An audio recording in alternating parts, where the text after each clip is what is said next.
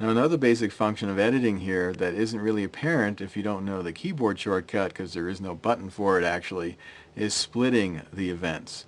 So if you were to click and then hit the S key, it would now divide the event you clicked on into two separate pieces, and they function as two separate pieces.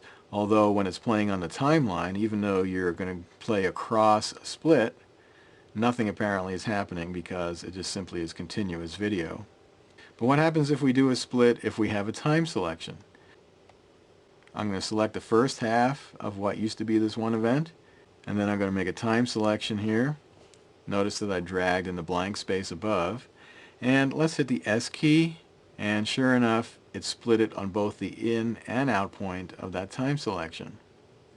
Now if you're really trying to drag out a time selection from a specific point, you might do that by placing your cursor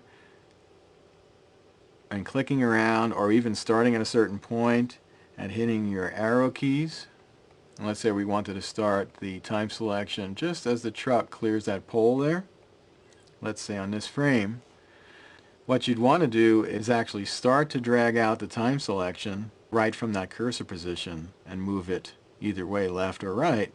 But what happens is, by default, Vegas thinks you want to move the cursor. And that's not really helping us really define our time selections very precisely. So what I recommend you do is go to Options, Preferences, and at the General tab near the bottom is Allow Edit Cursor to be dragged, and that's what we're doing. We're dragging the Edit Cursor. Let's turn that off. And now you'll see the behavior is completely different. Let's choose a specific frame here. And now we can click right on the current cursor position and drag from there.